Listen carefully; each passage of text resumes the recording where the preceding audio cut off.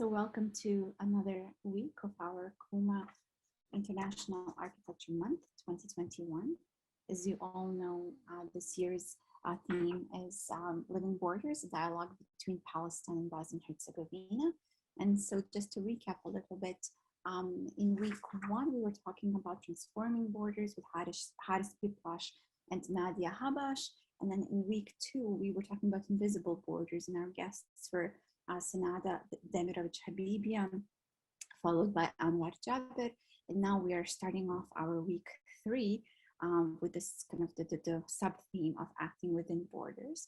And tonight's first lecturer is Sabina Tanović. She is a returning guest. We've had her at us with Kuma for the last edition and for the edition before that. And so before I tell you a little bit more about Sabina, I just want to say that on Thursday, we will have Abed Kitane and Alessandra Gola with us from Yala Project. And so they are architects, researchers based in Nablus. They have an NGO kind of together with an architectural practice.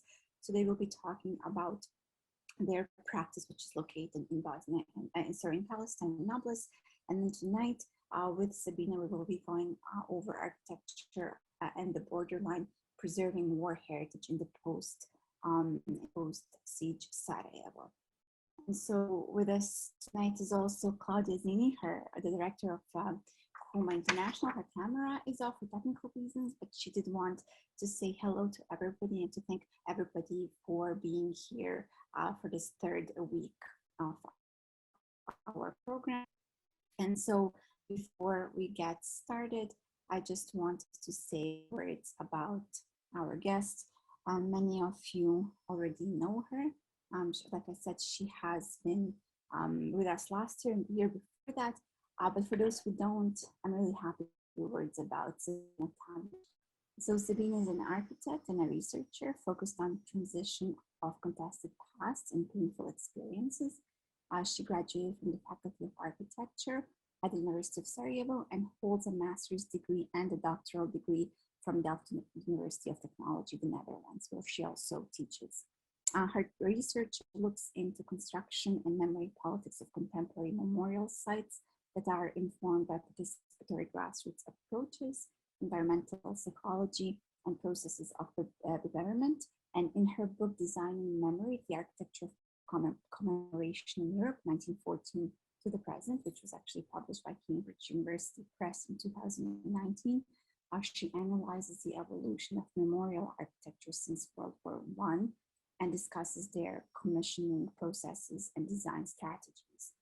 She's the designer of the concept proposal for the Memorial Museum and Research Center Kanal DB in 2017 in Sarajevo, and she's currently a scientific advisor in steering committee for the National Srebrenica Genocide Memorial Initiative in The Hague. And so we're really happy that she could take the time to be with us tonight. She's actually live from the Association of Architects, the headquarters. For those of you who know the place, you'll recognize the background. And so we're so happy and so pleased to, and also honored to have Sabina again with us. And so tonight she will be, as I said, talking about architecture and the borderline, preserving war heritage in the post-siege Sarajevo. Sabina, welcome. The floor is yours. And so once again, thank you so much for taking the time and being here with us. Hey, thank you, Leila, and thank you everybody for joining. I feel really privileged to be here for the third time, I believe, because I guess the reason is also that the topic each year, the topic of Kuma sort of connects with what I'm doing. But again, when you read my biography like that, I can start taking myself too seriously. I'm not sure I like that. But thank you for the kind introduction. And I'm, as you said, in the Association of Architects in Sarajevo, all alone here. And I hope that we will manage to get through my talk tonight.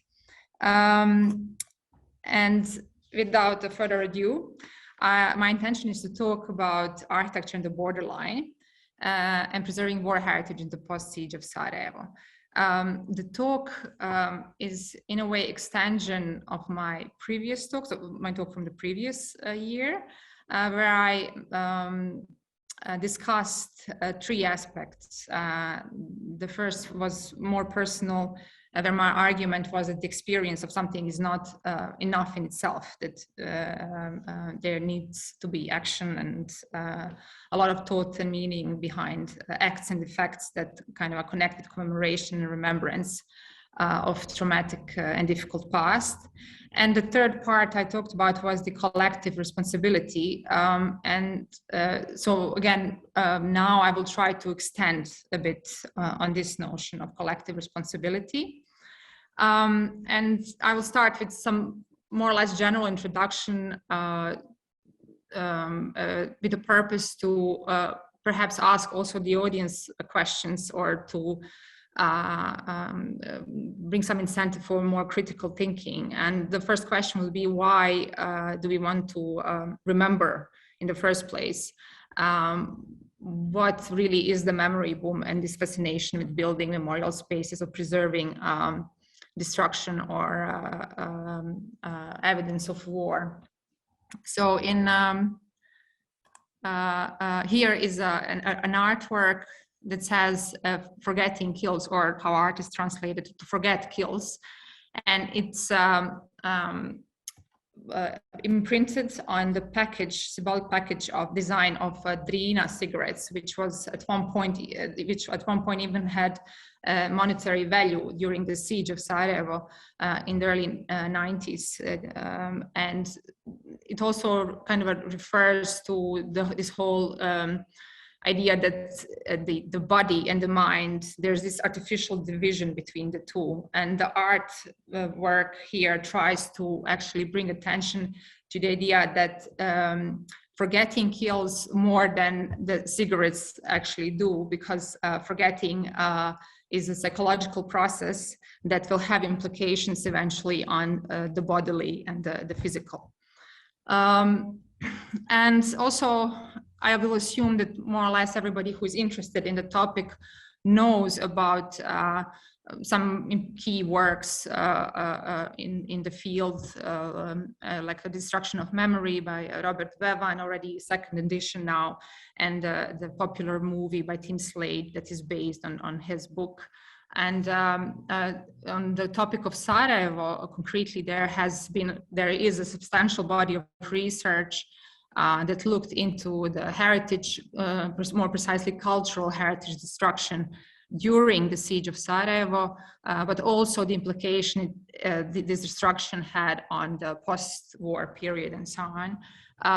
These are just some snapshots of books that, again, I believe most of the researchers, the people interested in the topic, at least heard about. During the previous year, in the Kuma month from the previous year, we had the opportunity to listen to Amra Hajimuhamedović, who discussed how important it is to involve people, survivors of atrocities of war, damage, in the reconstruction of built environment or cultural heritage, because this participative reconstruction is seen as a healing process for the people who survived the atrocity. And on the other hand, we also have examples in Bosnia here concretely, and all over the world actually, but in the context of Bosnia, where people or communities purposefully decided not to reconstruct or restore damaged buildings, heritage built environment, precisely because of with the intention to not forget, to preserve them as a reminder on what has happened. Now a big jump to, just as an example, because I'm still in the general introduction here, to Berlin, because Germany, of course, always has a very rich remembrance culture. And in the field of preserving war heritage, here we see three examples, which for me are quite interesting, because there is an older example of Kaiser Wilhelm Memorial Church from the 60s, where the designer did not have the intention to preserve the ruins of the church, but because the citizens of Berlin wanted this preserved, and eventually the new design incorporated the ruins of the church. Then we have Neues Museum, also in Berlin, where the new architecture was built around, or let's say incorporated the ruins of the Neues Museum, which was almost completely destroyed in the Second World War. And then as a third example, the Chapel of Reconciliation on the strip of Berlin Wall Memorial in Berlin. A chapel was built from the rubble from the buildings that were destroyed on because of the Berlin Wall. So it is kind of a completely different approach, but with the same attention, with the same meaning to preserving remains of war and a built environment that was damaged during war. I will linger a little bit longer on the middle examples of the Neues Museum because I find it really interesting how this long process of making this project was developed, and the architect himself, David Chipperfield, I think you can find his lecture online somewhere. He gave a beautiful talk about how this whole process changed his perception on designing and creating architecture space for remembrance. And here's just one example of how the ruins were approached as a layer of past that is worth preserving, analyzing, incorporating in the new function, in the new architecture. This is how it looks today, and visitors can clearly see this layer of the Second World War and the damage that the war brought to the building, to the original building. So to kind of point out the main goal of preserving war heritage in the first place is and remembering actually is the transmission of knowledge. And transmission, this umbrellas all other notions that are connected and processes and ideas that are connected to processes of remembrance.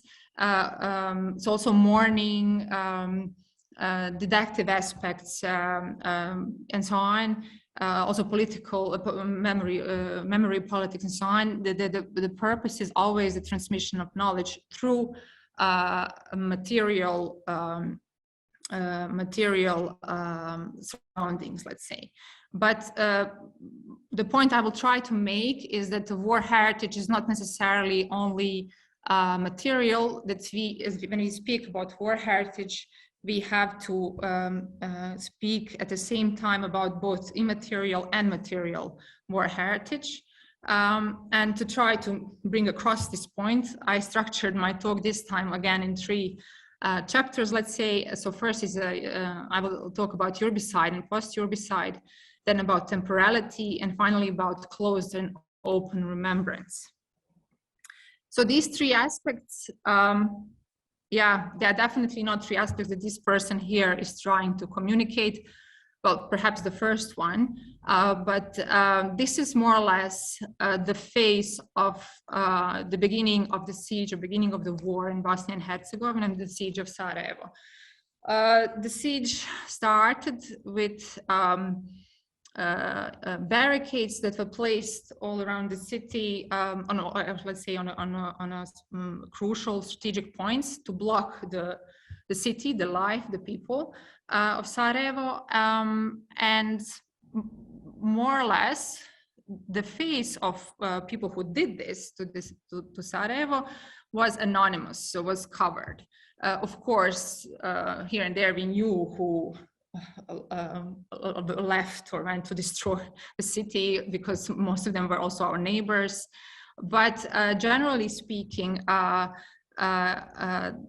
the siege was the face of the people who imposed the siege on the city was covered, as this image symbolically shows. This is a snapshot of the newspapers from those days, so the very beginning, let's say, of the war, where the title of Oslobođenje very important or key daily newspaper in Sarajevo, in Bosnia and Herzegovina, that originated in the Second World War, even, so with a long tradition, because I say this because I'll come back later to this, says barricades against Sarajevo. This also shows how the attack on the city was seen as actually attack on both the city and the citizens, but maybe even primarily on the city itself. And some of the famous, well-known Yugoslavian architects, such as Bogdan Bogdanović, they were known for saying that people who destroy cities, people who also have hatred toward cities and urban and different. So again, it is necessary to show the borderline, the line of the siege of Sarajevo, just to remind everybody that this was almost an absolute enclosure of a city. So the city became a sort of a gigantic concentration camp, in which for almost 4 years people were living under extreme circumstance, deprived of all human rights and basically attacked on daily basis.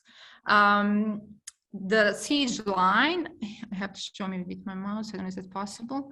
The only exit actually from the city was here at this point where you see tunnel DB, tunnel DB, or tunnel of hope, which I will also mention later.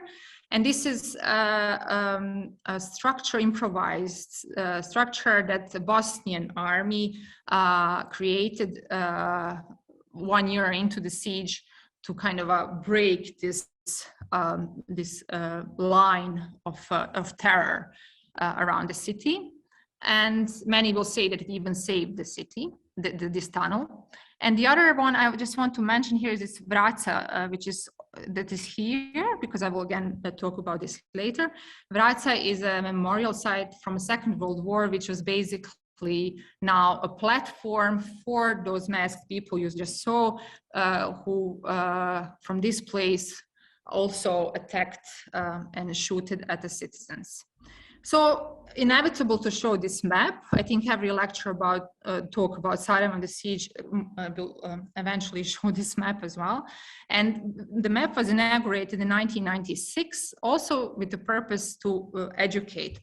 And as FAMA collection, so FAMA collective actually, who inaugurated the map in 1996, so immediately after the siege of Sarajevo, they argue then that when future generations start to research this phenomenon and the period of disintegration of Yugoslavia, this map will make it easy to understand the city's geography and its limitations during the siege. And indeed, the map is now a symbol of and it actually has a life on its own. However, in 2017, more or less, and I believe there are even more attempts than this, but this is the one I found, people like this person, Fikret, which here is author of a more precise map. He's, I believe, a geographer, a citizen of Sarajevo, who wanted to communicate his experience in the history to his children, but he did not. He thought that he doesn't have enough tools to actually communicate and explain what the siege really was. So he created himself this map and added certain information that he found important to say about the siege. The destruction, so the notion of the urbicide of Sarajevo is also quite extensively researched and explored. We know about this from also during the siege already. It was documented in this project that was initiated by the architects and the Association of Architects of Sarajevo, that was then called a little differently than today, where I'm sitting now. But architects basically mapped the destruction, and they had percentages of destruction for individual buildings and urban complexes within the city. Not all, but I believe some 50 targeted buildings. And this project really clearly shows that architecture was the target of the war. So not the accidental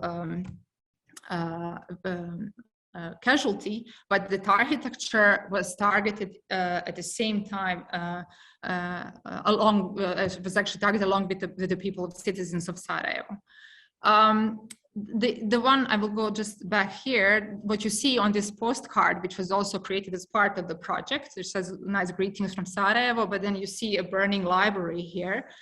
Vijećnica, this building has been completely restored and looks more or less like this. So this is the interior you see in the beginning on the architecture poster. You see now how it looks in this image as a restored building. It was a very lengthy process that eventually delivered a beautiful building without any trace of its destruction, and even its perhaps better without any patina that it had before the war itself. So it looks like, if you would compare to a human, like a really botoxed, beautiful building. Another example of urbicide and what happened in the 30 years after the urbicide and the destruction, what is this building? So it's popularly called pancirka, which means body armor. Because it was positioned in a location that on the first line, actually, so a very important strategic point. And thanks to this building, actually it's one whole block, the Bosnian army managed to preserve the siege line so that the city was not did not fall into the hands of the enemy, let's say. But it was, as a consequence, was completely destroyed. And it was then repaired, I believe, once, and then the second time just last year or 2 years ago. And here you see some traces of the destruction because, of course, people came back to live in their former flats. It was a housing block. And then we have the situation of crystal-like covering of a building. And what it is now is this. So it is, again, completely restored building. There was an intention to preserve certain traces that were still there in the building, but citizens, the people living in the building opposed to this idea because, of course, they were afraid for practical problems that this might bring. So what we have now is, again, almost completely new building with a poster or sort of panel that already now faded after 1 year of standing there as an attempt to remember what this building meant during the siege period. So you can even say it's probably a temporary attempt because this in this situation cannot linger much longer as such. And then an example that I already mentioned last time, and that is the building of Oslobođenje, so the newspapers that continued to work and were produced on a daily basis during the siege, so already a remarkable thing in itself, which is completely removed now. So we don't have, we have actually some traces of this building still, but I expect that this will also disappear very soon. So when we look at these examples and how the city is growing and how the approach to preserving or trying to remember what happened to the city is developing now, and so in the 3 decades after the siege, we actually can discuss if we here are talking about post-urbicide, like, okay, we have the evolution of natural evolution of the city, or we can talk about post-war urbicide, where the urbicide during the siege actually takes on a completely new meaning and becomes a different kind of urbicide. And I believe in the recent scholarship, there is even a notion of trans-urbicide, which is applied to the context of Belgrade, because Belgrade preserves the ruins and destruction from the NATO bombing in the 90s as well.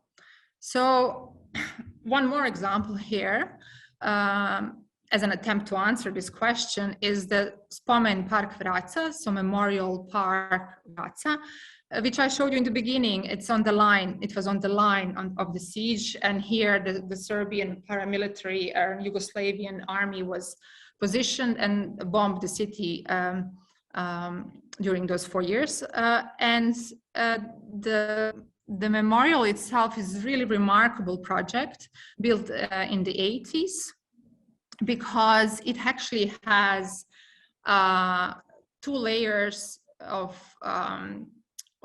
history here, in a way that in war history, because we have Austro-Hungarian here, Austro-Hungarian remains of Austro-Hungarian Empire, and we have then the memorial built during the Yugoslavian time to commemorate citizens who died during the Second World War in Sarajevo, so murdered actually citizens of Sarajevo. Uncannily, the number is similar to the murdered citizens of Sarajevo from the siege period, now some 10,000, more than 10,000 citizens, sorry.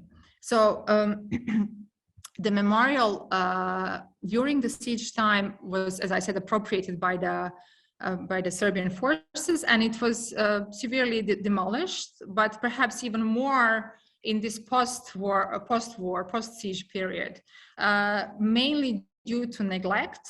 And I recently found this project. It's a master thesis project by Ayla Imamović from Graz University, where she proposes to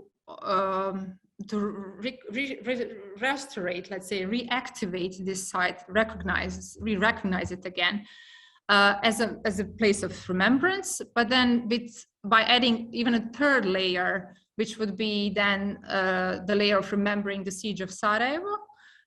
So here in a red, she adds the memorial to the siege and memorial to the murdered children, and other important historical events and commemorations take place already in the concept of Vraca Memorial. And the Vraca Memorial, I forgot to say, is quite remarkable precisely because it was a very, very interesting and very eloquent project that combined landscape architecture together with sculpture, architecture, and I believe, I believe it's one of the rare, if not the only memorial site as such that has a memorial to a woman warrior, so dedicated to female warriors, because almost 5,000 female warriors were murdered at Vraca here and buried here as well. And then I've also found another research project that has quite different approach, in a sense, perhaps more rigorous and scientific, by Anna Kukic and Niko Jelečević, who look at Vraca as an authentic memorial landscape that should not be touched by, that should not have new layers added to its originality, but that should be approached in some kind of also forensic architecture, where the original, the authentic body of the memorial should be restored, and then new activities, new content can be added in a very careful and analytic way. So this is more like a question, these two sort of, different approaches are good food for thinking. Can a memorial place like Vraca afford another layer that would remember then the more recent atrocity? And this is just to repeat what I said also last time, because I think it's important to say it again, and that is that a meaningful memorial project supports individual and collective social, psychological, and cultural processes. And this is a lot. But to create a meaningful memorial project is really never a straightforward process. And this brings me to another to my second argument here, and that is the temporality, the issue of temporality. And temporality is something that is built, embedded in every process of remembering, and especially in designing or representing the past. So here is a snapshot, a screenshot of a situation of a massacre that happened on the streets of Sarajevo during the siege, and you can find a lot of this material online, and more, I would say. And this is what this is now today. The traces of blood and traces of grenades that fell, now filled with red resin, are actually mediated representation still of what happened in the first place. Even though perhaps Sarajevo roses are the most direct, the most documentary, like memorial marcations we can speak about, even though they are not realized as they were originally imagined, to have also the names of the murdered people engraved next to the roses. So now they are more like these democratic spaces left that belong to nobody, and at the same time belong to everybody in Sarajevo. In this way, through mediation and realizing that temporality necessarily has an impact on representation, it is very easy to create symbols of memorial representation, and symbols are necessary. As we already saw, I mentioned quite a few symbols, but at the same time, symbols are very dangerous because they can be hijacked by various parties for different reasons and then misused and so on. But perhaps even more importantly is that symbols, by using symbols, we reduce remembrance to specific ideas, specific representations, to reduce remembrance to symbols, which then is problematic precisely because it does not represent the past. And here, this is just, this is the image I took the other day here in Sarajevo. It's in the very center of the city. It's sort of a triangle triangular memory perhaps, because here we have the Sarajevo rose.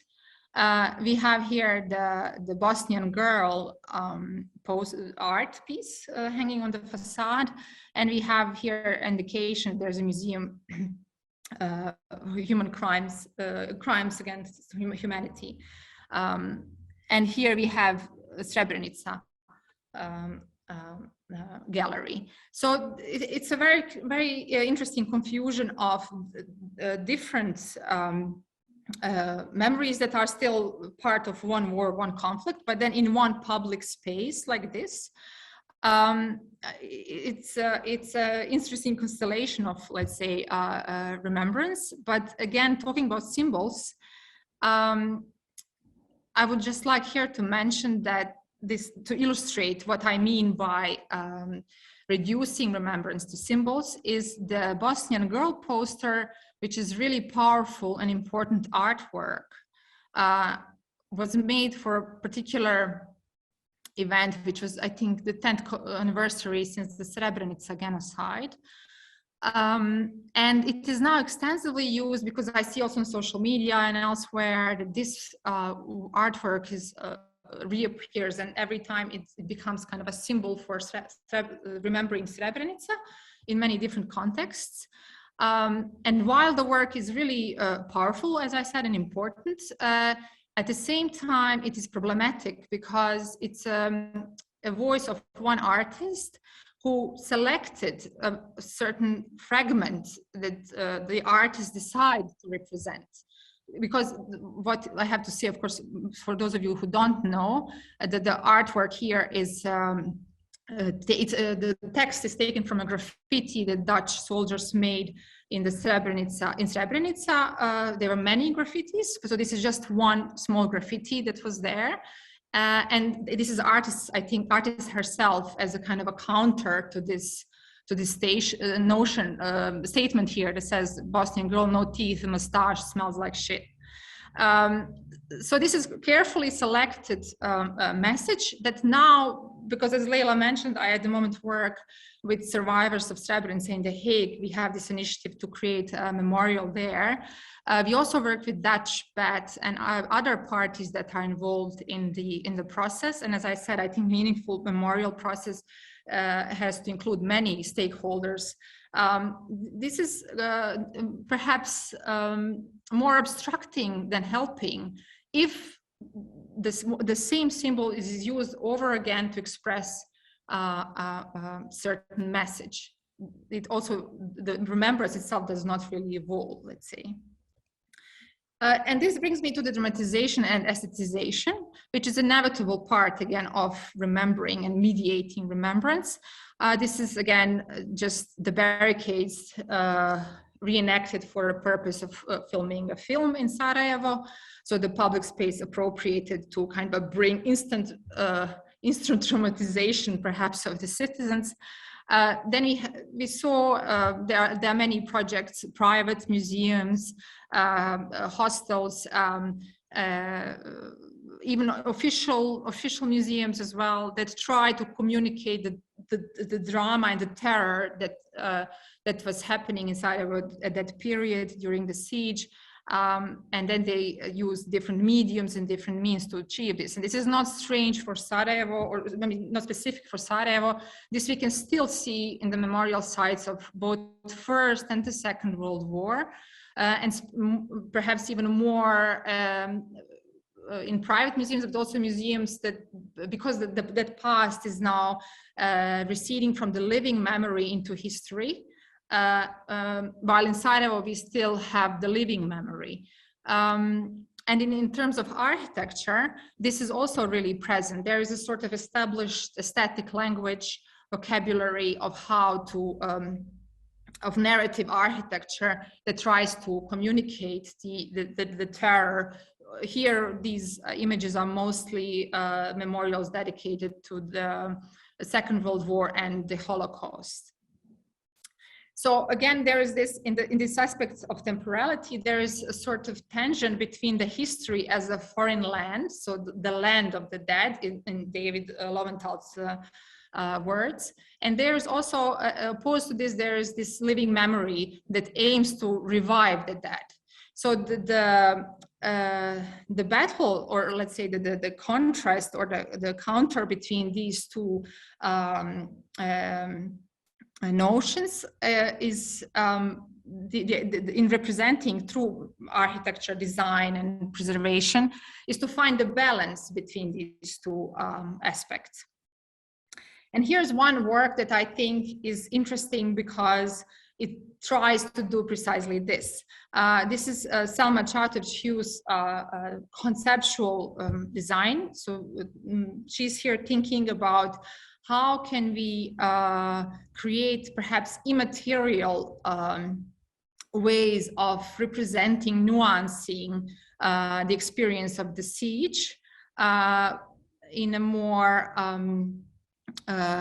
inclusive, more tactile, and more,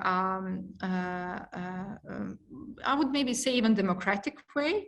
And what she looks here at the line of the water, the river of Sarajevo, the Miljacka, and she takes the river as an axis and proposes whales, like a sort of soft membranes of remembrance, I would say, that instead of building, fixed memorials and monuments, she asks how could recent history and its memory, or the lack thereof, change the frameworks of ever-evolving collective remembrance in Sarajevo and beyond.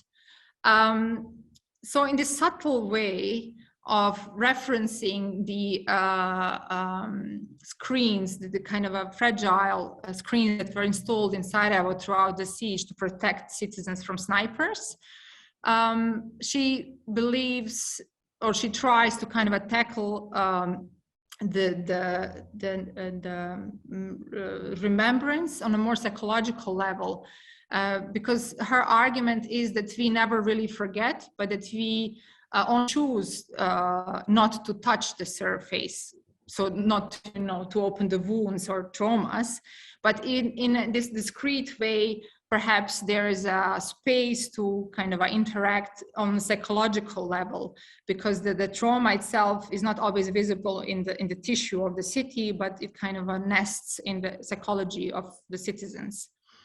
And with this, I come to my last part of my talk. And here, here I want to discuss open and closed remembrance. So this is something I recognize after now years of looking into spaces of memory and designing memorials and memorial sites and so on, that there is a certain distinction that here we can make here.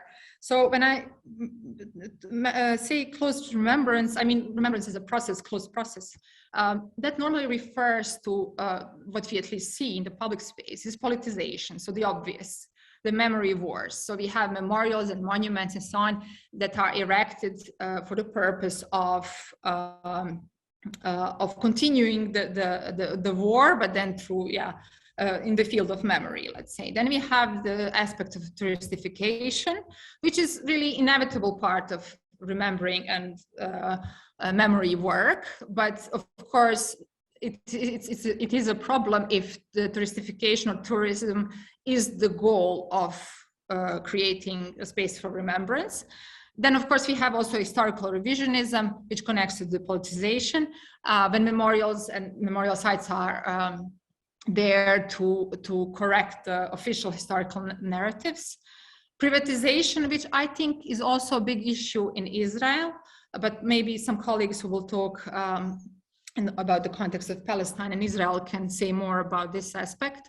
But more or less, we can see this also in Bosnia and Herzegovina. And closed process can also mean simply that we talk about private sites of grieving, so like graveyards or private memorials that have simply just closed conditions. And perhaps one more aspect to accentuate here is the didactic, that closed remembrance are normally really straightforwardly or only didactic. So there is a certain narrative that is narrated, and the transmission of knowledge is, straightforward without any variations on possibilities to change it. And then, as opposite to this, is the open process of remembering, where we have the concepts of collectivity, then responsibility, so knowing really about the purposes and that to take this purpose responsibly. Then flexibility, especially in the terms of designing of material space, flexibility that space can change, can adapt, and so on. And then variability, so how far one can reach with a certain concept of remembrance. And for designer, this is important because the designer in the open process of remembrance is not a key figure, does not have a lot of freedom to do what he or she wants, but designer has more a role of a curator who kind of helps the whole process develop. And the open process of remembrance is also geared toward the critical, so supports critical thinking, and it's critical also in towards its own development, let's say. And of course, this doesn't mean that there is only open or that these are opposed to each other. We can have also the hybrid situations where a process, remembrance starts as an open process, but then it closes, or other way around. Examples that are for me interesting in the context of Sarajevo is, of course, the War Childhood Museum that started as an open process, by inviting collectively people who were children during the siege to answer what was a war childhood for you, and that today they are growing and expanding, and that their collection, their exhibition actually in Sarajevo, in their museum, is also changing. So even though they are officially a private institution, they still maintain this open process of remembrance. And on the other hand, there is, which I recently discovered, there is this project called Sniper Alley, a really beautiful, poignant project. It started as a closed process, so from individual grief. And then slowly I see that it's opening up also to the public and inviting people to share their own stories and to offering to publish it and so on. And now, by some way of conclusion, I come again back to the project I'm also busy with, and this is the tunnel, which I mentioned again in the very beginning. So the tunnel that was, and I talked about in the previous lecture. So the tunnel, the bay that was dug under the airport runway of Sarajevo. Here above you see here the illustration. It was 800 meters long, and it was the tunnel is now actually not really existing as it was during the siege. But there is a museum on site B, and it's slowly growing and becoming a memorial complex. There were even plans to reconstruct the tunnel, which I think, well, probably will not happen, but at least there is some thought about that. And there was a competition in 2016, open competition to create memorial museums on these two locations, so D and B, on both sides of the airport. And interesting here is that here I have actually a quote from one of people who passed through the tunnel, and the quote said, the person says here, the remembrance of passing through the tunnel faded, but I do remember the fear that I felt. So this refers also to Selma's project, which I mentioned before, that even if the material, the architecture, the destruction is not there, the traces are invisible, that the memory, the remembrance of what happened, what was experienced, will nest eventually in some psychological part of a human being, but that the architecture, the material, is part of this whole process of remembering, precisely because it is some kind of a background, a platform that can offer people space to address the past. So in this context of the tunnel and the competition I just mentioned, here are some of the projects that participated. There is a step toward the social sustainability made by the management of this museum memorial site, which is now official site of memory. Started also as a closed process, so as a private museum, and is now, at least to my knowledge and what I can see on the field here in the field, is that it's opening up. And this competition was maybe only one step toward this opening, because every memorial museum is dependent in the end on the social sustainability. And to achieve this is through inclusivity, through transparency, cross-disciplinarity, contextualization, and so on. So with the competition that was issued for this memorial complex, we have many different ways of thinking about what the place of memory in this specific context can and should be. And here, through a debate, through thinking critically about what we really want to remember, selecting really the medium and the tools how to do this, is also a way toward this meaningful remembrance. So this, I think, is really my last slide. Here's a project I did with Dario Kristic some years ago for a pan-European memorial for the victims of totalitarian regimes, and we participated exactly because we thought it is important to tell the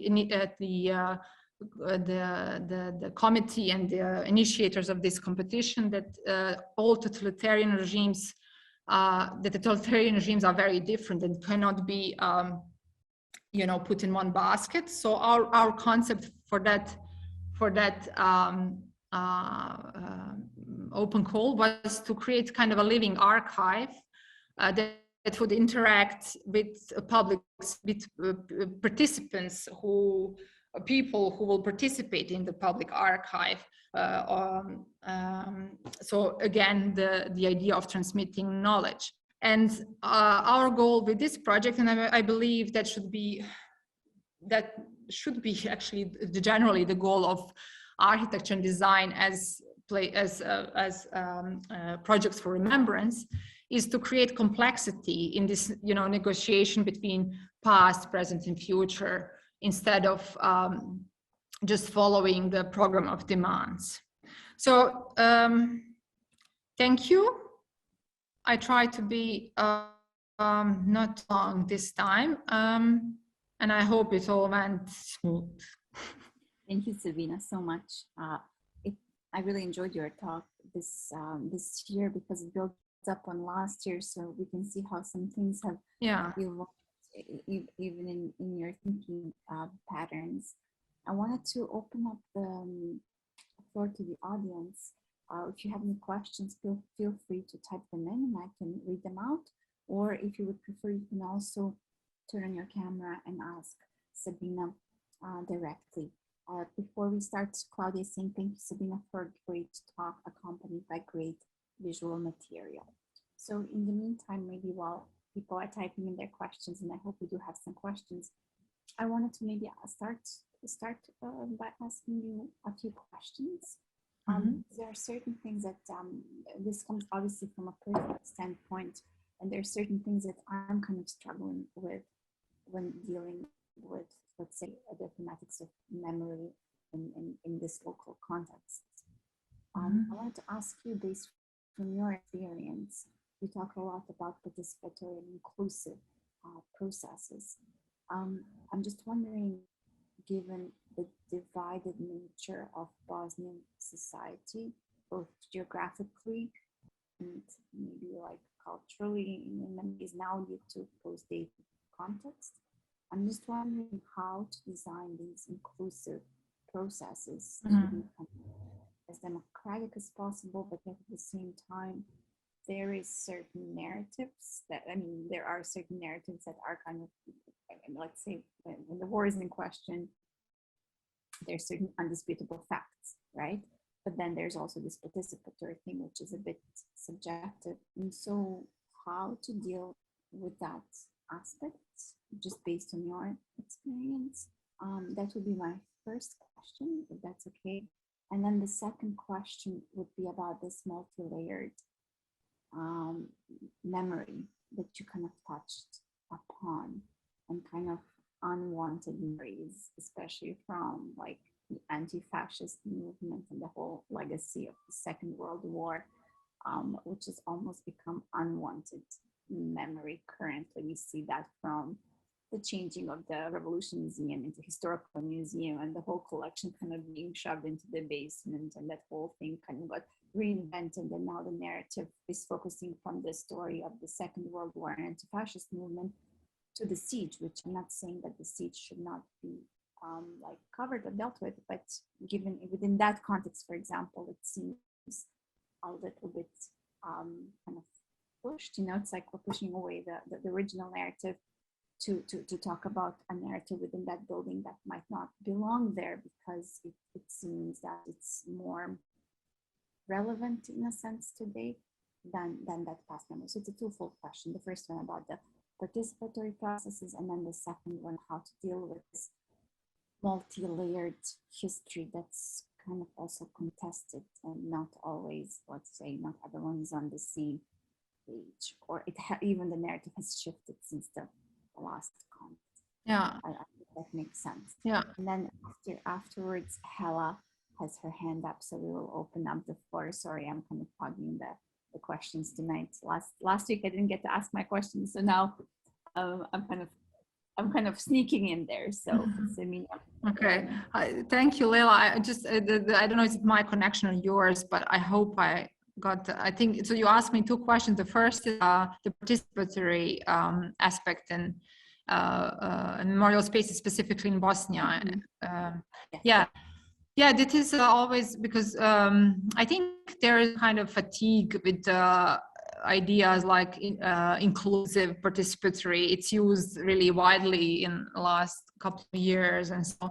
But I still think it's really relevant because, for example, on the memorial complex tunnel, by a participatory already the including, for example, the people who worked on building the tunnel, inviting the schools, younger generations, you know, having a clear agenda or like a plan of transmission of education and how this has to happen, thinking critically and so on, is already a big step in this context. Because we can see, again, like the evolution of this site, you know, it started as a small private site, just spontaneously almost, and with the idea to, you know, tell the story and earn some money and, you know, and then eventually the rest kind of saw the importance, realized the importance of the site, and then it became in 2012 official site of memory. So the government, the state is now the owner of the memorial site, let's say. And now you see also some changes happening slowly because, as I said, like the last few commemorations, you know, the portraits of people who worked on the tunnel were placed there.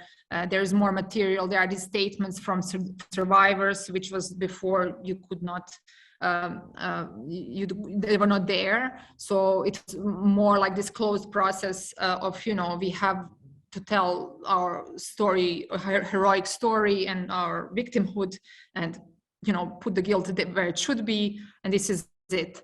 But participatory here, like concretely, I, with my project, envisioned to have like a small workshop to start with. So because the building is proposed to be made from a earth, at least in part, because the earth was the substance, mud, you know, was the substance of this tunnel in the first place. So bringing this materiality back to the site and inviting people to make one wall to start with, and then through this workshop kind of go into the dialogue and discussion about what this site means now, what it can mean, if it can mean anything, because it really is, at least I see that clearly now. I also started to be busy with this site a long time ago when I was graduating at the architecture faculty here, just, you know, intuitively, like out of curiosity. But now when I have all this different kind of perception on the topic, I see the value of this memorial site. And it is also a remarkable example of resilience, you know, on people. So it's not a site of suffering; it's a site of surviving, of its the creativity, of, you know, the possibilities that people still have or can, what people can make in the face of atrocity. So in this context, it was created as a collective project, and it should stay a collective project, but people sometimes need, yeah, I don't know, I'm searching for a word here, not to be educated, but they need to see, they need somebody to show them, to understand the value of things. Because, you know, and you can see this also after Second World War. Of course, the context is completely different, but also after other atrocities, perhaps, when you have such a severe, condensed, you know, atrocity like war here 4 years, and then it takes time, normally 20 to 30 years. There's this period when, you know, it starts anonymous, you pick up your life, you go on, And then from this anonymous, I forgot to say that, like this, asked people in the beginning, now we know much more who these people exactly were there. We have all the, juridical, transitional justice, everything that was still is in place and taking place.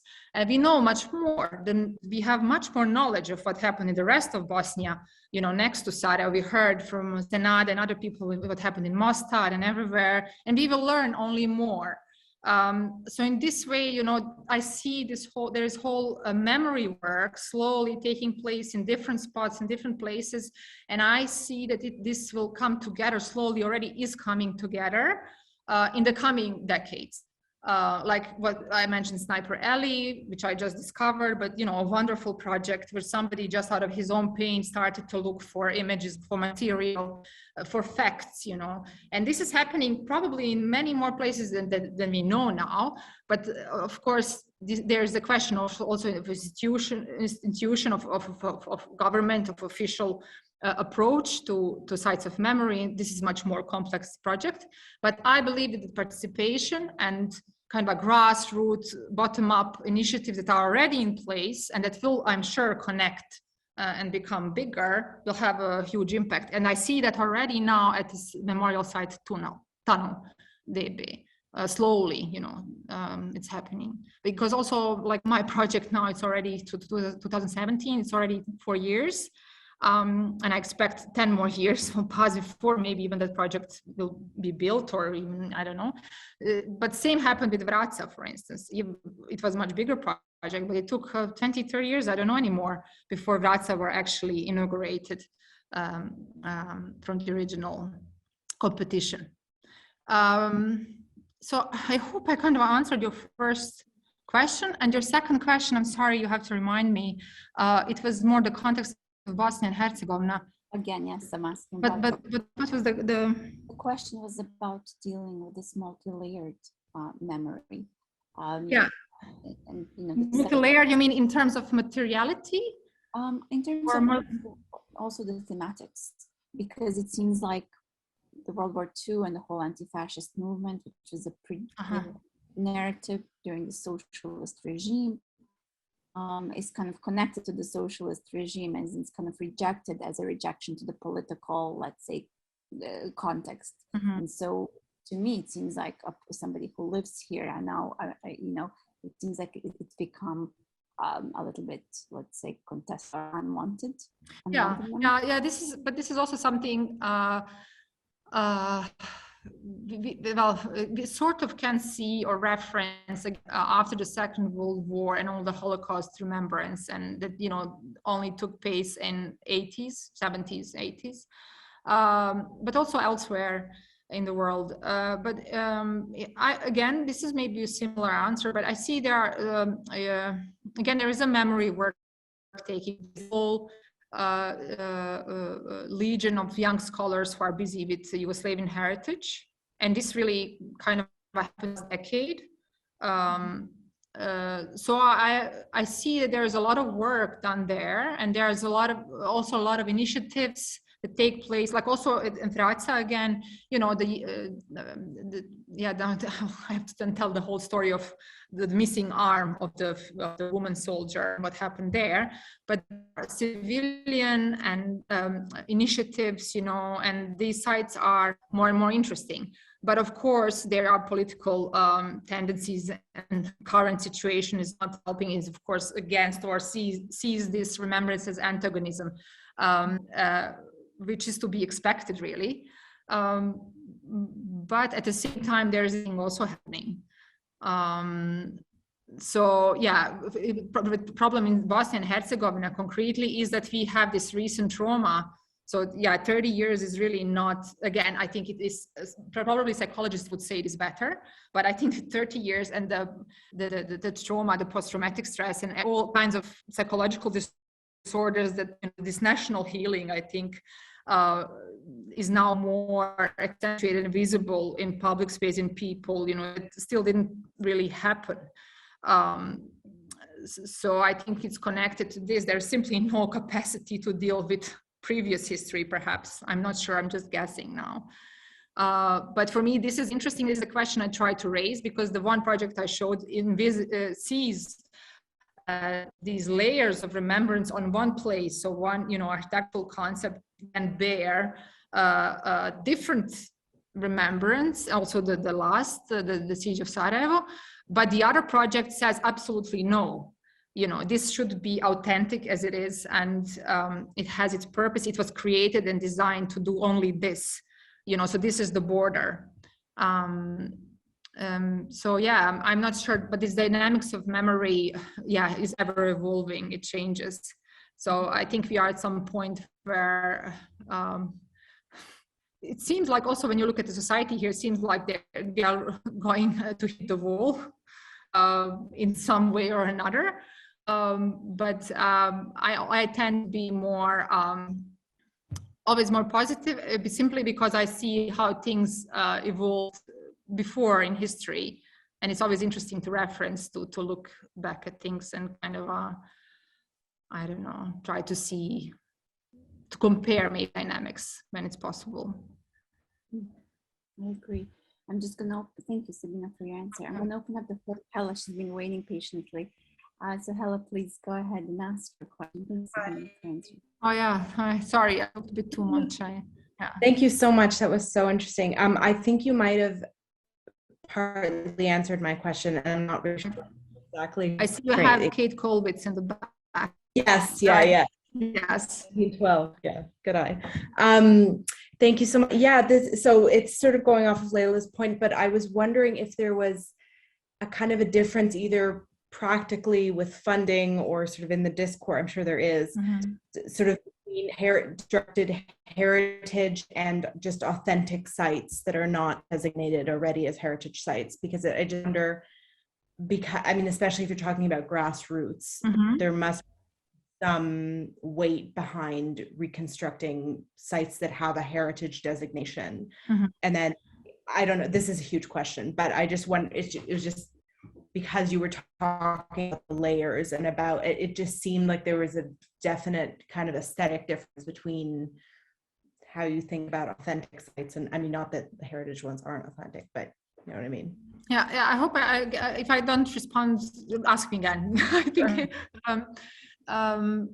so yeah, this is I think there's a term, difficult heritage, that kind of, covers this, what Leila also mentioned, the unwanted or complicated heritage, let's say.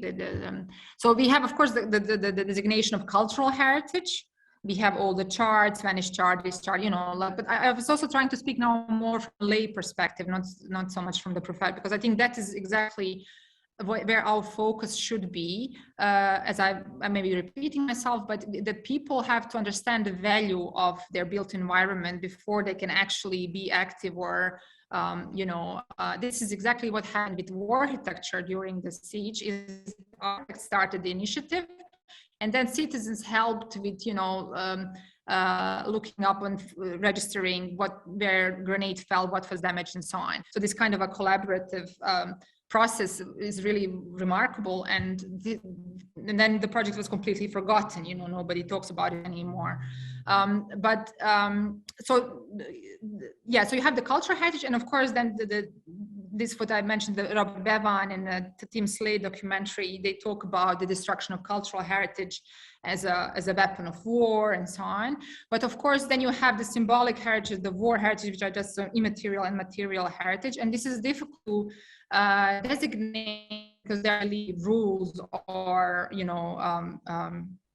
I guess maybe there should be, probably, because this is more kind of an intuitive process of let's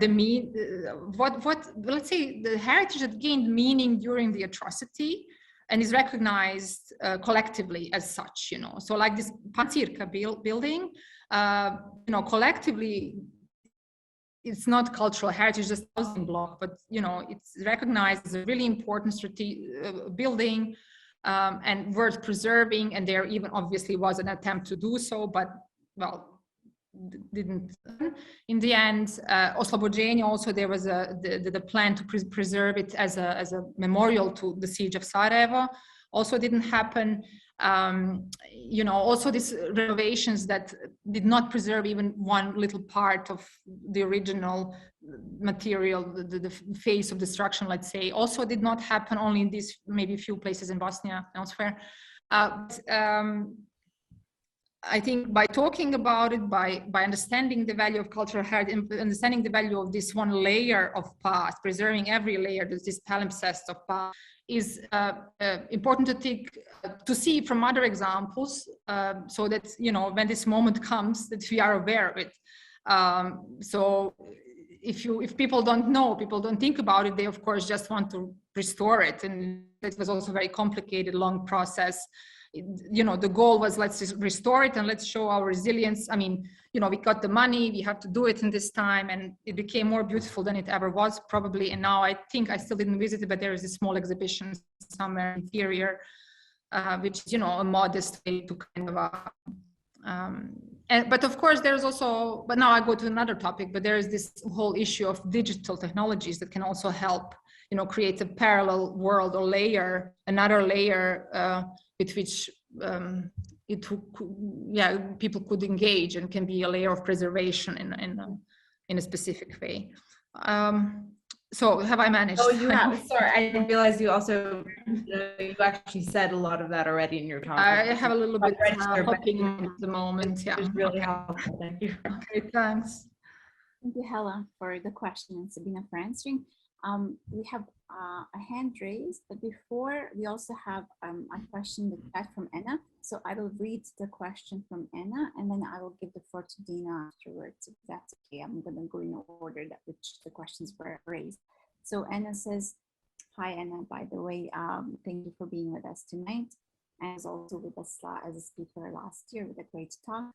And so Emma says, the difference between authentic collective memory of the 92 to 95 war and the collective memory superimposed on people by the power structures, government institutions, is clear.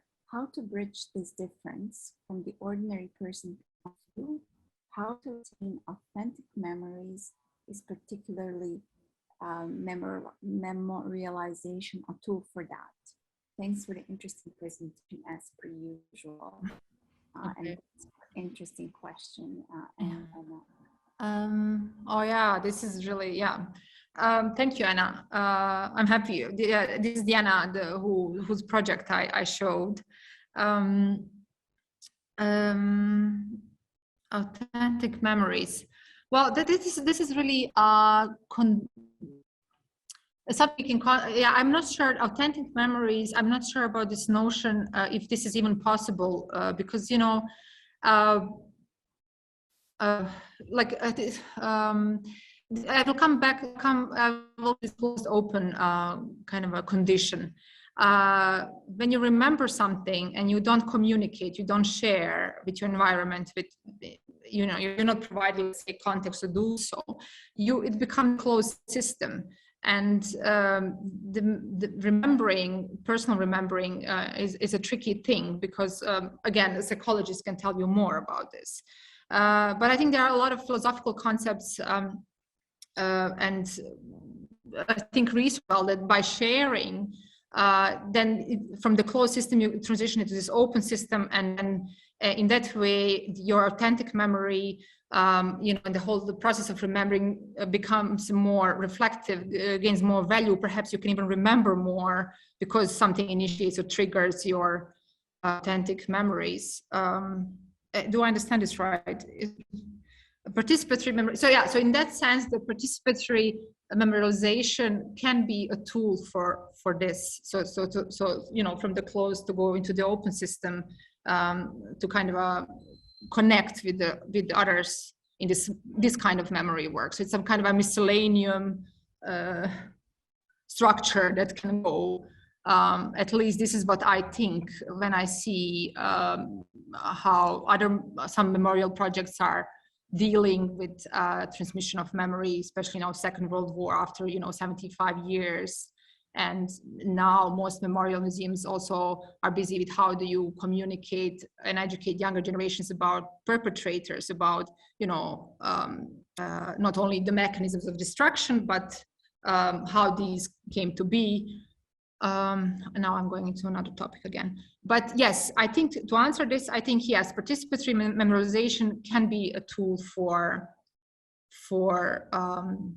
perhaps authentic, if you could call it like that, authentic remembrance, because it implies collectivity, of course. Mm-hmm. Yeah. Amalgamation of individual memories that make up. I didn't hear a word you said. I'm sorry, something just cut you off. I don't know what's going on with my microphone. I'm really sorry. Yeah, I manage, but it's just a bit. Yeah, I got a message also that it's hard to hear me, so I'll try to come closer. Okay. I'm just going to turn for answering the question. I'm going to turn the floor over to Dino. He has his hand raised and has been waiting patiently to ask his question. So Dino, please go ahead. Hi, thank you so much. I really appreciate this talk, and I'll make this very quick. It really occurred to me that these kind of multi-layered architectures of memory, they go far beyond like formal and informal practices. And I was really thinking about the ways in which the Beja state itself, which is in fact of the peace deal, is itself a kind of memorialization, and one that sticks with us, and I think causes a little bit of realization. Yeah. But that's also not particularly unique, right? If you look at other contexts, there are many contexts in which sort of the violence is over formally, but different forms of oppression and structural violence continue. And I just wonder if you think there's anything useful in thinking about the state as a kind of memorialization of that moment and what that does to how we think about memory in Bosnia. Yeah, thank you. Yeah, this is just what I discussed with some friends before arriving here and this talk, because yeah, also I believe today is 18 years, I heard on the radio, since the first president of Bosnia and Herzegovina died. So it's also some kind of a commemoration. I heard it a couple of times today on the radio or elsewhere, I don't know. Well, what I hear quite often is also that at this point it's also a really toxic situation where we have the political situation in which we hear again threats of war, possibilities of conflict, and whatnot.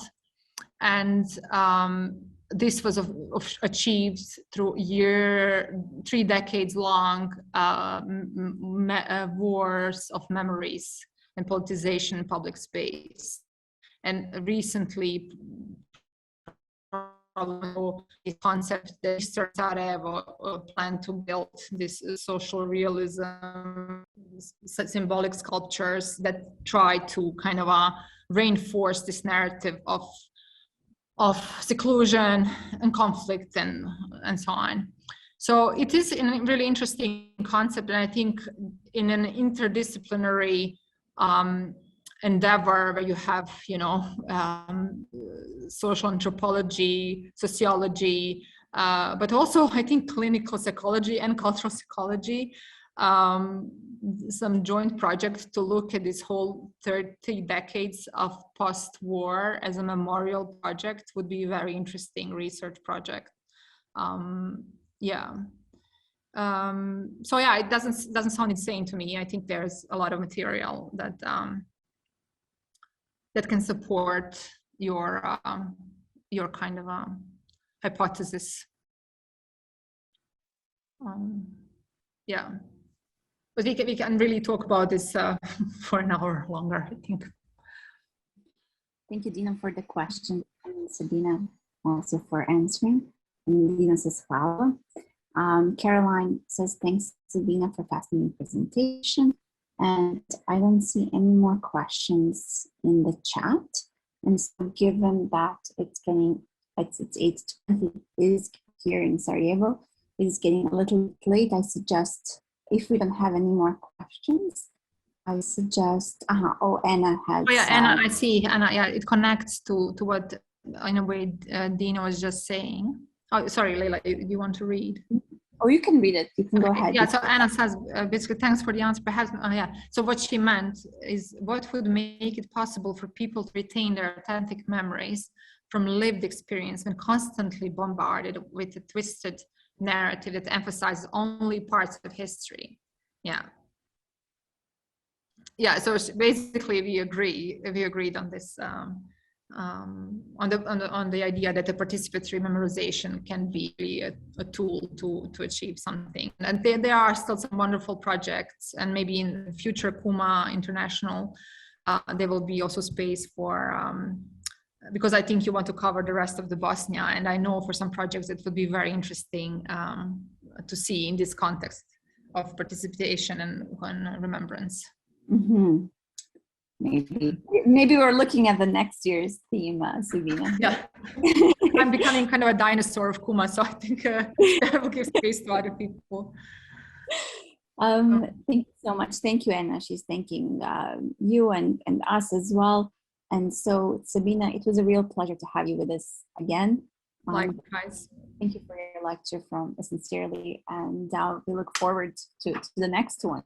So just a reminder, everyone, that on Thursday we have Abid Kitane and Alessandra Gola from Yalla Project.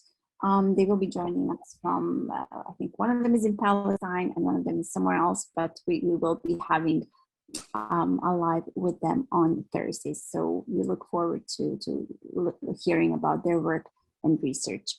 And so before closing, Claudia says, thank you everyone for being here with us today. And she also thanks Anna.